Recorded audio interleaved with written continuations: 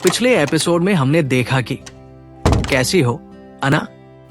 सुना ने हल्की मुस्कान के साथ पूछा। अना की आवाज थकी हुई थी, लेकिन उसने धीरे से जवाब दिया, ठीक हूं, लेकिन मुझे नहाना है और अपने दांत ब्रश करने हैं। मेरे मुंह में अब भी खून का स्वाद आ रहा है और मैं बहुत थकी हुई हूं। सुना ने सहमति में सिर हिलाया। ठीक है, पहले नहा लो, मैं तुम्हारा इंतजार करती हूं। कुछ देर बाद अना नहाकर बाहर आई। उसे थोड़ा बेहतर महसूस हुआ, लेकिन शरीर में अब भी हल्का दर्द था। बीती घटनाएं धुंधली थी। उसे याद भी नहीं था कि उसके दोस्त उसे कैसे लेकर आए थे।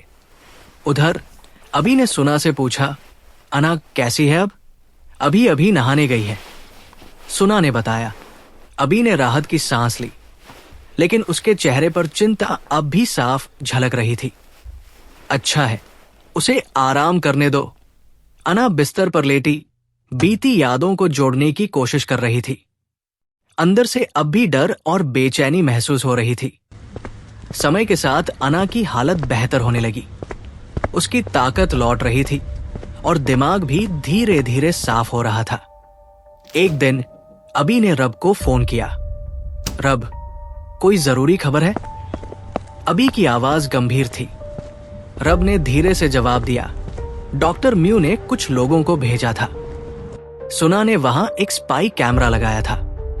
उसमें सिर्फ पत्तों के चरमराने और चिड़ियों की आवाजें रिकॉर्ड हुई हैं। लगता है वे किसी गहरे जंगल में छिपे हुए हैं।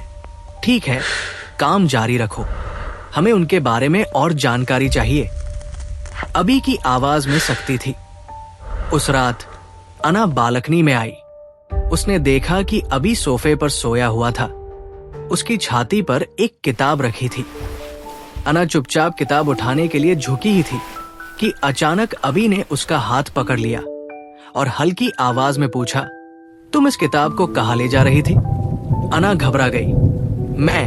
मैं बस इसे हटाने जा रही थी। उसकी आवाज हड़बड़ा गई थी। एक पल के लिए खामोशी छा गई। ठंडी हवा हल्के हल्के बह रही थी। अभी ने अब तक अना का हाथ नहीं छोड़ा था। फिर उसने हल्के से मुस्कुराते हुए अना के चेहरे पर गिरे बालों को पीछे किया और धीरे से बोला, तुम्हारा चेहरा इतना लाल क्यों हो रहा है अना? अना ने नजरें फेर ली। उसका दिल जोर से धड़क रहा था। मुझे नहीं पता। उसकी आवाज धीमी हो गई।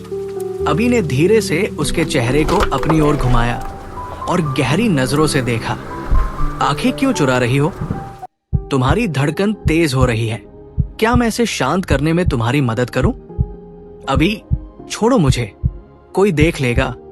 अना की आवाज कांप रही थी। अभी ने गहरी सांस ली और हल्की मुस्कान के साथ कहा, यहां कोई नहीं है, तुम मुझसे जो चाहो कह सकती हो। अना ने हल्की आवाज में कहा, अभी तुम मेरा हाथ बहुत कसकर पकड़ रहे हो, छोड़ो मुझे। अभी ने उसकी पकड़ थोड़ी ढीली कर दी, लेकिन पूरी तरह नहीं छोड़ा। मेरी ओर देखो, कहीं और नहीं। उसने अना को और करीब खींचा और धीरे से फुसफुसाया, अपने कमरे में वापस जाओ। अगली बार अगर इतनी करीब आई तो मैं जो चाहूंगा वही करूंगा। अना ने जल्दी से सिर हिलाया। उसका चेहरा लाल पड़ गया। वो तेजी से अपने कमरे की ओर भागी। अभी बालकनी में खड़ा रहा, चुपचाप रात के अंधेरे में देखता रहा। अगले दिन सुना और गुन ने अभी का घर छोड़ने का फैसला किया। गुन को सुना के अचानक इस फैसले पर हैरानी हुई। तुम अभी का घर क्यों छोड़ रही हो? सुना ने ठंडे स्वर में जवाब दिया, अपने काम से काम रखो। गुन ने कंधे उचकाए। ठीक है, लेकिन अगर तुम बात करना चाहो तो मैं सुनने के लिए तैयार हूं। सुना ने गहरी सांस ली। मुझे यहां अच्छा नहीं लग रहा। मैं इतने सालों से अभी के साथ काम कर रही हूं, लेकिन उसने कभी मेरी भावनाओं को नहीं समझा और अब अना और अभी को साथ देखकर सब और मुश्किल हो गया है। क्या तुमने कभी अभी से अपने दिल की बात कही? गुन ने पूछा। सोचा था, लेकिन कल रात मैंने उन्हें साथ देखा। मैं उनके बीच नहीं आना चाहती। सुना ने हल्की मुस्कान के साथ कहा, गुन ने सहमति में सिर हिलाया। ठीक है, समझ गया, अपना ध्यान रखना। रात में अभी बालकनी में बैठा किताब पढ़ रहा था। अना पानी की बोतल लेकर आई, लेकिन उसे अभी को नहीं देखा और गलती से उसके पास वाले सोफे पर बैठ गई। जैसे ही एहसास हुआ, वो झट से खड़ी हो गई। सॉरी, मुझसे गलती हो गई, उसने घबराते हुए कहा। रुको, अभी ने आवाज दी।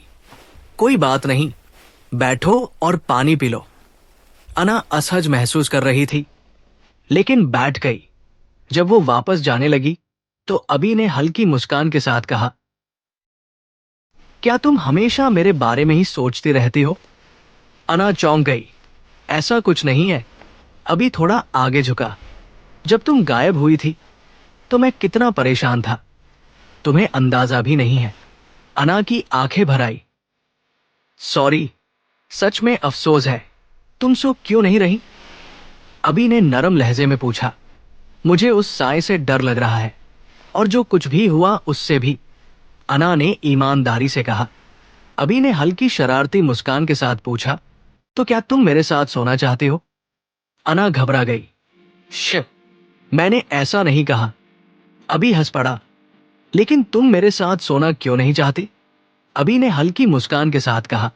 और ये शिट का क्या मतलब होता है? अना ने झुंझलाकर टीवी ऑन कर दिया।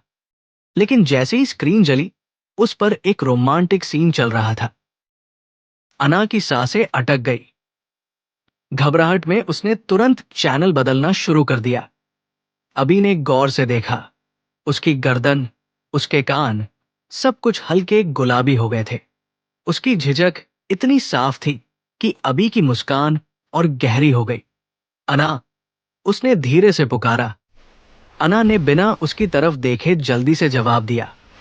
मुझे वो सीन पसंद नहीं। अभी ने उसकी कलाई हल्के से पकड़ ली और नजदीक खींच लिया। उसकी आवाज अब थोड़ी गहरी थी, थोड़ी शरारती। सच में पसंद नहीं, या बस शर्मा रही हो? लेकिन वो चुप रही। जवाब देने के बजाय उसने फिर से चैनल बदल दिया और इस बार कोई हल्का फुल्का प्रोग्राम लगा दिया। अभी ने एक नजर उसकी झुकी पलकों पर डाली, फिर टीवी स्क्रीन की तरफ देखा और हल्की मुस्कान के साथ धीरे से फुसफुसाया, झूठ बोलने में बहुत कमजोर हो, अना।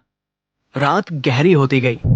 ठंडी हवा हल्के हल्के बह रही थी और टीवी की मध्यम रोशनी कमरे में एक नरम सा उजाला फैला रही थी। अना की आंखें भारी होने लगी। धीरे धीरे उसकी झपकी लग गई और वो सोफे पर ढलने लगी। कुछ देर बाद अभी की भी आंखें बंद होने लगी। अनजाने में उसने अना को अपने करीब खींच लिया, जैसे उसका साथ किसी अधूरेपन को पूरा कर रहा हो। अना ने हल्की करवट ली और उसकी सांसों की हल्की गर्माहट अभी के कंधे से टकराने लगी। उस पल न कोई शब्द थे, न कोई सवाल, बस एक गहरी शांति जिसमें दोनों एक दूसरे की मौजूदगी से सुकून पा रहे थे।